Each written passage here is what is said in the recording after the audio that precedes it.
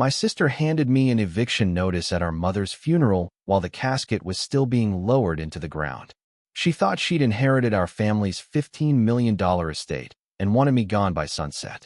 What she didn't know was that I've been sitting on a secret for 12 years, a secret that is about to turn her perfect life into a pile of ashes by Monday morning. I never thought my sister, Sarah, was capable of true evil until the day the dirt hit our mother's coffin. We were standing in the pouring rain in a small, elite cemetery in Connecticut. Around us were the pillars of the community, CEOs, politicians, and old money families. Our family, the Millers, had been part of this circle for 3 generations. We owned Miller Logistics, a company my grandfather built from a single truck into a multi-million-dollar empire. I am the younger brother, Elias. For as long as I can remember, Sarah was the golden child. She was the one who went to the Ivy League schools, the one who wore the designer clothes, and the one our parents paraded around at charity galas. I, on the other hand, was the disappointment. I didn't want the corporate life. I spent my time in the garage, learning the mechanics of the business from the ground up, literally. I knew every driver, every mechanic, and every warehouse worker by name. But in the eyes of my parents, and especially Sarah, I was just a glorified grease monkey who didn't deserve the Miller name. When my father died 5 years ago, Sarah took over the CEO chair. She didn't earn it. She just intimidated everyone into giving it to her. She moved into the family mansion with my mother, while I lived in a small apartment above our main repair hub. I didn't mind. I loved the work. But Sarah hated that I was still involved. She wanted me out of the company and out of the family's sight. My mother was the only thing keeping the peace. She was a quiet woman who lived in Sarah's shadow, but she always looked at me with a certain sadness, as if she knew something I didn't. When she fell ill 3 months ago, Sarah restricted my access to the house. I had to beg the security guards, men I had known for a decade, to let me in just to see my dying mother. And then she passed. The day of the funeral was cold. Sarah was dressed in a black designer coat that probably cost more than my car. She didn't shed a single tear. She stood there, looking at the grave with a look of pure calculation. As the service ended and people began to walk back to their limousines, Sarah stepped toward me. I thought she was going to offer a hug, or perhaps a word of shared grief. Instead, she pulled a manila envelope from her bag and shoved it against my chest. "What is this, Sarah?" I asked, my voice hoarse from crying. "It's your future, Elias," she said, her voice like ice. Or rather, the lack of it. "This is a formal eviction notice. You have 48 hours to vacate the apartment at the hub. As of 9 a.m. this morning, I have officially signed the papers to dissolve your position at Miller Logistics. You are no longer an employee, and you are no longer welcome on any Miller-owned property." I stared at her, stunned. "The funeral isn't even over, Sarah. Mom isn't even. The grass isn't even back on the grave." She leaned in closer, her eyes narrowing. "Mom was weak. She kept you around because she felt sorry for you. But I'm in charge now. I've reviewed the will. The house, the company, the liquid assets. It all comes to me as the primary heir. You were left a small stipend of $50,000, provided you sign a non-disclosure and non-compete agreement. If you don't sign it by Monday, you get nothing. Not a cent." A few of our mother's friends lingered nearby, watching. Sarah knew exactly what she was doing. She wanted to humiliate me when I was at my lowest. She wanted to make sure everyone saw that Elias Miller was being cast out like trash. "You can't do this," I whispered. "I can, and I already have," she smirked. "The lawyers have confirmed it. Dad's trust was ironclad, and Mom didn't change a word of it before she died. I am the sole executor. So, pack your tools and your cheap clothes, Elias. You're done." She turned on her heel and walked toward her waiting Mercedes, her heels clicking on the pavement with a rhythmic, arrogant sound. She thought she had won. She thought she had finally cut the black sheep out of the family fortune for good. But as I stood there in the rain, holding that damp envelope, a cold realization washed over me. Sarah was so blinded by her own greed and her obsession with the will that she had forgotten one very important thing. She had forgotten about our grandfather, Silas Miller. Silas was the one who truly built this world. He was a man of secrets and contingencies. And when I was 18, just weeks before he died, he called me into his study. He didn't call Sarah. He called me. He told me that he saw the greed in his own children and his eldest granddaughter. He told me that a company built on the backs of honest workers shouldn't be destroyed by someone who had never seen the inside of a truck. He gave me a key, a small, old-fashioned brass key, and he gave me a set of instructions that I was only to follow if the family ever lost its way. For 12 years, I had kept that key in a safe deposit box, thinking I would never need it. I wanted to believe my family loved me. I wanted to believe that Sarah had a heart.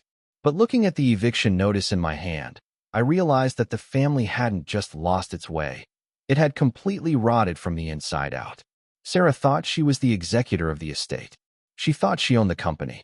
But there was a hidden clause in the original founding charter of Miller Logistics, a clause that Silas had hidden so deeply in the corporate bylaws that no modern lawyer would find it unless they knew exactly where to look. The clause stated that the chairman must be someone who has served at least 5 years in active manual labor within the company to ensure they understand the core of the business. If the heir does not meet this requirement, the ownership reverts to the next kin who does. But that was just the tip of the iceberg. The real nuclear option was something much bigger. Something that involved a secret offshore account and a title deed to the very land the mansion sat on. Land that Silas had never actually transferred to the family trust. I looked up at the gray sky and wiped the rain from my face. My grief was gone, replaced by a burning, white-hot resolve. Sarah wanted a war. She had no idea she had just brought a knife to a nuclear standoff. I walked to my old, battered pickup truck. I didn't head back to my apartment to pack. Instead, I drove straight to the bank. It was time to open the safe deposit box. It was time to see what Silas had truly left for me. As I pulled out of the cemetery, I saw Sarah's limousine in my rearview mirror. She was probably already pouring a glass of champagne, celebrating her total victory. "Enjoy it while it lasts, Sarah," I muttered to the empty cabin. "Because by Monday morning, you're going to realize that you didn't just evict your brother. You evicted the actual owner of everything you think you possess." When I opened my grandfather's secret safe deposit box, I didn't find a pile of gold or a stack of cash. I found a single blue folder and a digital drive that proved my sister hadn't just stolen my inheritance. She had spent the last 5 years committing federal fraud. Now, I have 48 hours to decide. Do I let her go to prison, or do I take back the empire myself? The bank was one of those old-fashioned buildings in downtown Hartford. Thick marble pillars, silent hallways, and the smell of old money. I walked in, still drenched from the cemetery rain. The teller looked at my muddy boots and grease-stained jacket with visible disgust. To him, I was just another blue-collar guy who had wandered into the wrong lobby. "Can I help you, sir?" he asked, his tone dripping with condescension. "I'm here to access box 412, I said, sliding my ID and the brass key across the counter. The teller's eyes widened when he saw the name on the ID. Elias Miller. He looked at the key, then back at me. Suddenly, the condescension vanished. Box 412 wasn't just any box, it was a legacy account. It hadn't been touched in over a decade. He called for a manager, who escorted me into a private, windowless room deep in the vault. When the manager left, I sat alone with the heavy metal box. My hands were shaking. My grandfather, Silas, was a man of few words, but every word he spoke carried the weight of a mountain. He had built Miller Logistics with sweat and blood, and he always told me, "Elias, the man who sits in the office but never walks the warehouse floor is a man who doesn't own his business. The business owns him." I turned the key. The lock clicked, a heavy, satisfying sound. Inside were 3 items: a thick blue legal folder, a small encrypted USB drive, and a handwritten letter addressed to me. I opened the letter first. The handwriting was shaky but firm. "Elias, if you are reading this, it means the greed has finally consumed the family. It means your sister has forgotten that a crown is not given, it is earned. You have stayed humble. You have worked the docks. You have fixed the trucks. You are the only one who knows the soul of this company."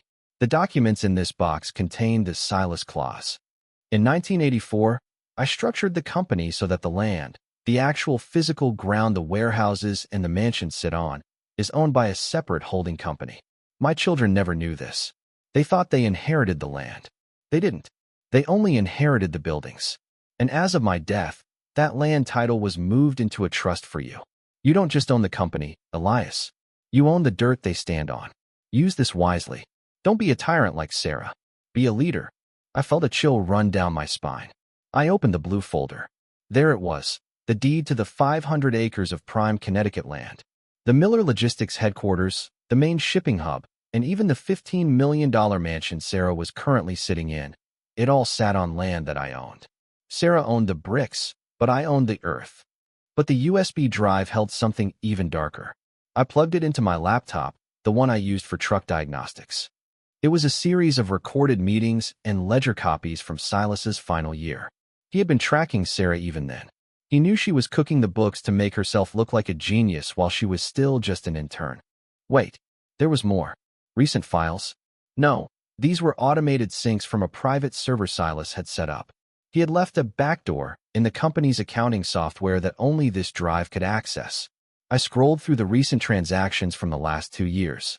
My heart stopped. Sarah hadn't just been arrogant. She had been desperate. She had been borrowing from the employee pension fund to cover the losses of her failed luxury real estate side projects. She was nearly $4 million in the hole. She wasn't an empress. She was a fraud standing on a house of cards. And she had just given me 48 hours to leave. I smiled. It wasn't a happy smile. It was the smile of a man who had just realized he was holding a royal flush while his opponent was bluffing with nothing. I left the bank and drove straight to the Miller Logistics headquarters. I didn't go to my apartment. I walked right through the main glass doors of the corporate office. The receptionist, a young woman Sarah had hired recently, looked up. "Excuse me? Delivery is around the back."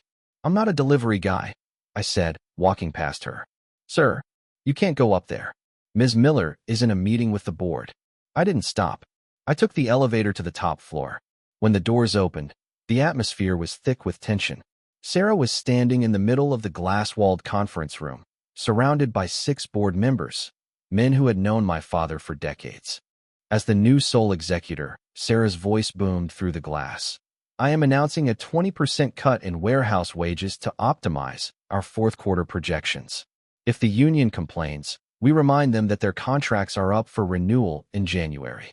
One of the older board members, Mr. Henderson, looked uncomfortable. "Sarah, your father never cut wages. Especially not for the guys who have been here 20 years. "My father is dead, Arthur," Sarah snapped. "And so is the old way of doing business. We are a lean, mean, profit-making machine now. If they don't like it, they can." She stopped mid-sentence as she saw me through the glass. Her face turned a shade of purple I had never seen before. She stormed out of the conference room. "What are you doing here, Elias?" she hissed, loud enough for the entire office to hear. "I gave you 48 hours to clear out your locker." Security, 2 guards, guys I had shared coffee with just yesterday, approached, looking extremely awkward. "Sorry, Elias," one whispered. "Orders are orders." "It's okay, Mike," I said, looking Sarah dead in the eye. I didn't look like a defeated man. I looked calm, almost bored. "I'm not here to stay. I just came to give you a friendly warning, Sarah." "A warning?" She laughed, a shrill, mocking sound.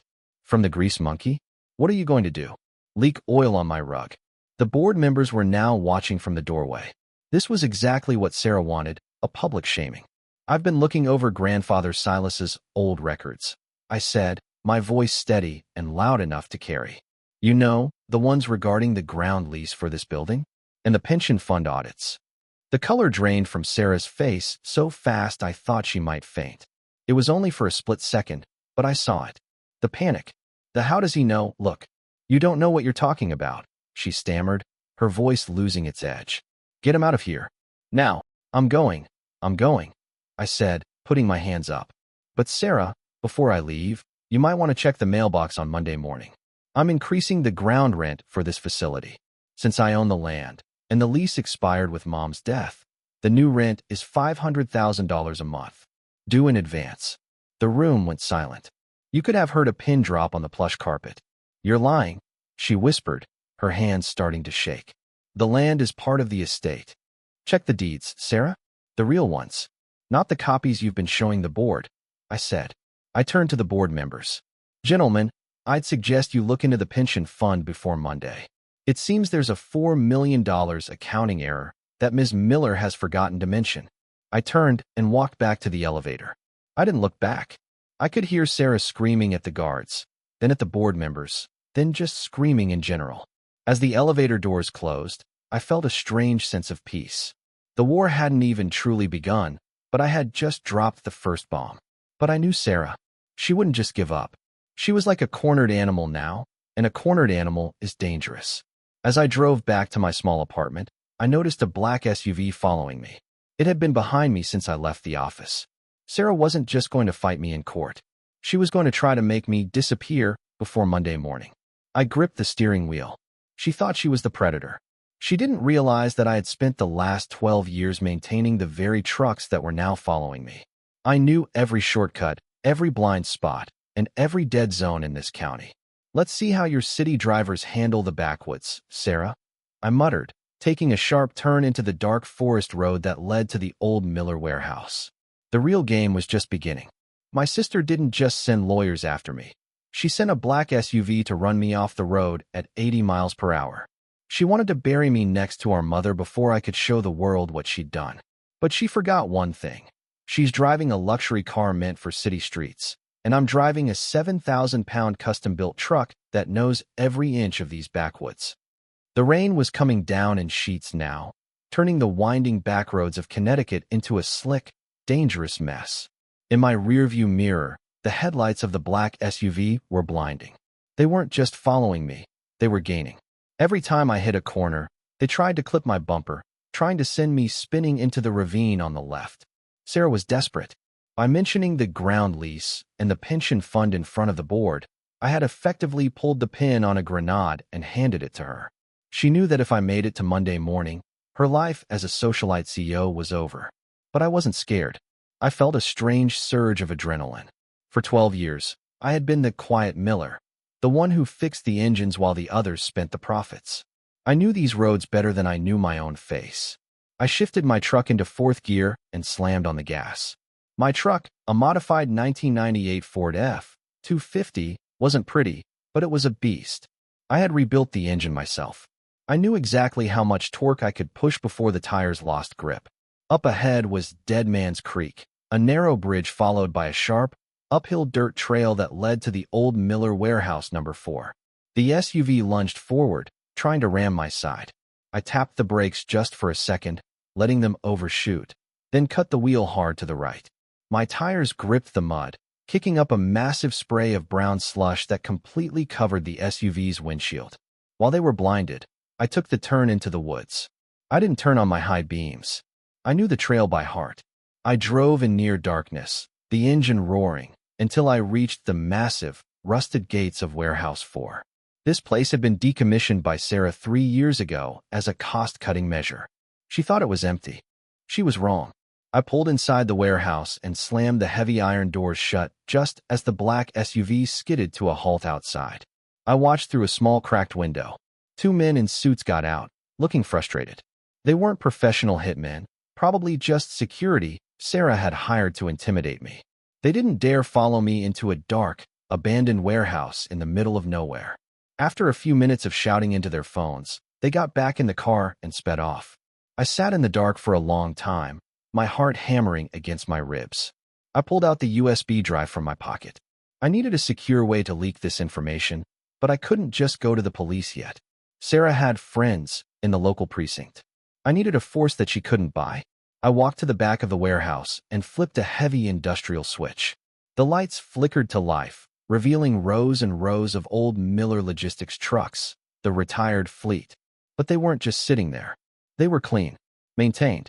I wondered when you'd show up, Elias. A voice boomed from the shadows. Out stepped Big Joe, the union leader and the man who had been a second father to me. Behind him were 6 other mechanics and drivers, the men Sarah had fired or optimized out of their jobs over the last year. "Joe," I breathed, letting out a sigh of relief. "You're still here." "We never left, kid," Joe said, wiping his greasy hands on a rag. "We've been keeping this fleet ready, just like your grandfather Silas asked us to in his secret directives. He told us that one day, a Miller who actually knows how to drive would come back to reclaim the wheel. We heard about what happened at the funeral, and we heard about what you did at the board meeting today. News travels fast in the blue-collar world. Joe, she's drained the pension fund," I said, my voice trembling with anger. "Your retirement, Mike's surgery money, all of it. She used it to build those half-finished condos in the city." The atmosphere in the warehouse shifted instantly. The men, who had been welcoming, suddenly looked like they were ready for war. In the USA, you can mess with a man's ego, but you never, ever mess with his pension. Is that true, Elias?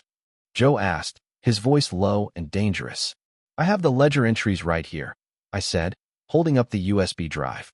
And I own the land the main hub sits on. She's trying to evict me, but by law, I can evict the entire company. Joe looked at the other men, then back at me. So what's the plan, boss? We don't just want our money back. We want to see her fall. The plan is simple, I said, a cold realization forming in my mind. Sarah thinks she's the CEO because she has a piece of paper, but a logistics company is nothing without its drivers and its land. On Monday morning, Sarah has an investor reveal at the headquarters. She's trying to sell a 30% stake in the company to a private equity firm to cover her $4 million whole. If that sale goes through, we'll never get the money back, Mike, a veteran driver, growled. Exactly, I replied. So, here's what we're going to do. We aren't going to sue her. We aren't going to call the cops, not yet. We're going to perform a landlord reentry. Under Connecticut law, if a commercial tenant is in breach of their lease and the land ownership changes, the landlord has the right to secure the premises to protect the property if there is evidence of criminal activity. I looked around at the heavy-duty trucks. On Monday morning, at 8 a.m., we aren't going to the warehouse. We're going to the corporate headquarters. Every truck we have. We're going to block every entrance, every exit, and every parking spot. No one goes in. No one goes out. Especially not the investors. And the pension fund? Joe asked. I've already contacted an old friend from my school days who works for the Department of Labor, I said. He's been waiting for a whistleblower. I'm giving him the USB drive tomorrow.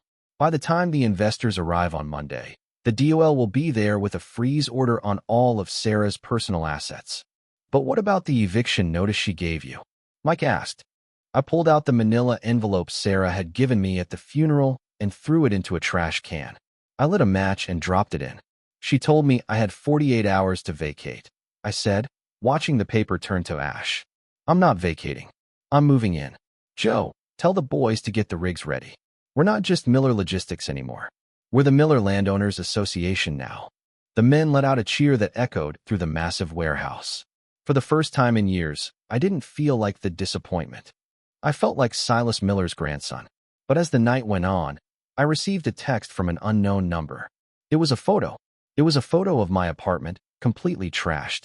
My bed was slashed, my TV smashed, and written on the wall in red spray paint was a single sentence. Give US the drive, or the next funeral is yours. Sarah wasn't just playing with money anymore. She had hired professionals, and they knew I wasn't at my apartment, which meant they were looking for me. I looked at Joe. Joe, do we have any of those old GPS jammers we used to test for the long-haul security? Joe nodded. In the locker. Why? Because, I said, looking at the dark forest outside. I want them to find me, but only when I'm ready for them to see what's coming. I realized then that this wasn't just about a company. Sarah had turned this into a fight for my life. But she made one fatal mistake. She thought I was alone. She didn't realize that the grease monkeys she looked down on were the same men who knew how to dismantle a car and a person's life in under 30 minutes. Monday was coming, and it was going to be the most expensive day of Sarah Miller's life. My sister thought she was about to sign a $100 million deal that would fix her crimes and make her untouchable. But just as she picked up the pen, the floor began to vibrate. She looked out her 20th story window and saw 50 heavy-duty semi-trucks surrounding the building, blocking every single exit. I wasn't there to protest. I was there to evict her from the very land she was standing on. Monday morning, 7:30 a.m. The Miller Logistics headquarters was a temple of glass and steel, reflecting the rising sun. Inside, the atmosphere was electric. Sarah had spent the entire weekend preparing for this moment. The Goldman Sachs types, the private equity sharks, were already in the executive lounge, sipping $15 lattes and looking at the optimized spreadsheet Sarah had carefully forged. Sarah was wearing a white power suit. She looked like the queen of the world. She had ignored my ground lease warning, thinking it was a desperate bluff. In her mind, I was probably hiding in some motel, scared for my life after her thugs trashed my apartment. She stood at the head of the conference table, the $100 million contract laid out before her. Gentlemen, she said, her voice smooth and confident. Today we transition Miller Logistics from a dusty old trucking company into a modern tech-integrated logistics powerhouse. Your 30% stake will be the best investment you've ever made. The lead investor, a sharp-eyed man named Mr. Vance, leaned forward. Everything looks good, Sarah? But we heard some rumors. About a disgruntled family member? An owner-labor dispute. Sarah laughed, a light, dismissive sound. My brother? He's a mechanic. He's upset about his inheritance, but it's nothing more than a family squabble. My legal team has already handled it. He has no standing. Good, Vance said, picking up his pen. Let's get this done. At that exact moment, a low, rhythmic thrumming started. It was faint at first, like distant thunder, but within seconds, it grew into a bone-shaking roar. The water in the investors' glasses began to ripple. What is that? One of the board members asked, looking around nervously. Sarah frowned. Probably just some road construction. But the noise didn't stop. It grew louder, the sound of dozens of massive turbodiesel engines idling in unison. I was standing 3 blocks away, holding a radio. Move in, I said. Suddenly, the street outside the headquarters was flooded. From every side street, massive Miller Logistics trucks, the old fleet, the ones Sarah thought were rotting in a scrapyard, roared into view. They weren't just driving. They were maneuvering with military precision. Big Joe led the charge in a massive 18-wheeler. He swung the trailer sideways, completely blocking the main entrance. 2 more trucks backed into the parking garage exits. Within 3 minutes, 50 trucks had formed a steel ring around the entire skyscraper. Traffic in downtown Hartford came to a dead stop. People were coming out of their offices, filming with their phones. It was a spectacle. Inside the boardroom, Sarah rushed to the window. Her face turned as white as her suit. She saw the trucks. She saw the banners draped over the sides of the trailers. Miller Truckers, where is our pension? And this land is private property. No trespassing. What is the meaning of this? Sarah screamed, turning to her assistant. Call the police. Now, the police are already here, Sarah, I said, walking through the conference room doors. I wasn't wearing a suit. I was wearing my work boots, jeans, and a Miller Logistics jacket. Behind me were 2 men in dark windbreakers with Department of Labor printed in bold yellow letters on the back. Beside them was a man in a sharp gray suit, my lawyer, whom I had spent the entire Sunday with. The investors stood up, looking confused and angry. Who are you? Vance asked. I'm Elias Miller, I said, looking directly at Sarah. The actual owner of the land this building sits on. And the man who just filed a criminal complaint for the theft of $4.2 million from the Employee Pension Fund. Sarah tried to maintain her composure. This is a stunt. Security, remove this man. The security guards stepped forward, but the DOL agents held up their badges. Ms. Miller, we have a federal warrant to seize all corporate financial records and freeze the company's operating accounts pending an investigation into ERISA violations. Your security needs to stand down. The room went deathly silent. Sarah looked at the investors, her eyes pleading. It's a mistake. My brother is lying. He's just a... I'm not lying, Sarah, I said, sliding a thick stack of documents onto the table. This is the original ground lease Silas Miller signed in 1984. It clearly states that the land remains in a private trust, separate from the corporation. That trust was transferred to me upon our mother's death. You've been operating this building for 4 days without a valid lease. That's called trespassing. I turned to the investors. And here are the bank records from the offshore account Sarah opened in the Cayman Islands. It shows exactly when the $4 million was moved out of the pension fund to pay off the interest on her failed real estate developments. Mr. Vance looked at the documents, then at Sarah. He dropped his pen as if it were radioactive. The deal is off. My firm does not associate with federal criminals. Wait, Sarah cried, reaching for his arm. We can fix this. I can pay it back. With what, Sarah? I asked. The accounts are frozen. The trucks are stopped. The drivers aren't moving another mile until every cent is returned to their fund. Outside, the air was filled with the sound of 50 truck horns blaring in a synchronized rhythm. It was the sound of 1,000 workers finally speaking up. Sarah turned on me, her face contorted with pure, unadulterated rage. She forgot the investors, the lawyers, and the federal agents. She lunged at me, her nails clawing for my face. I will kill you, she screamed. You ruined everything. I am the CEO. I am the one who matters. The DOL agents and a nearby police officer quickly grabbed her, pinning her arms behind her back.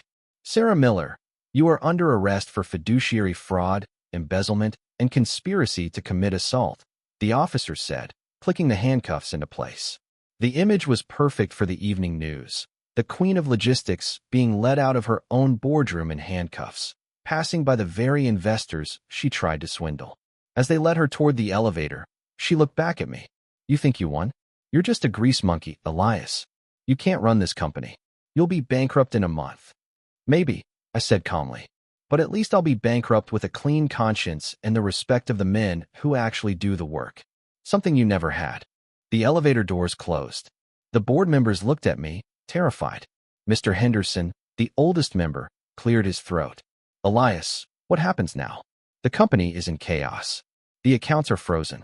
We have thousands of deliveries pending. I looked out the window at the ring of trucks. I saw Big Joe standing on the hood of his rig, cheering with the other drivers. The company isn't in chaos, I said. The company is finally waking up. Here is what's going to happen. I am calling a vote to remove Sarah Miller as CEO immediately. As the landowner, I am offering a new lease at $1 a year, provided the board installs a new management team that includes a union representative. And who will lead this team? Henderson asked. Not me, I said, much to their surprise. I'm a mechanic. I belong in the shop. We're going to hire a professional CEO, someone with integrity. But from now on, the workers own 20% of the equity. That's the price for moving those trucks today. The board members looked at each other. They had no choice.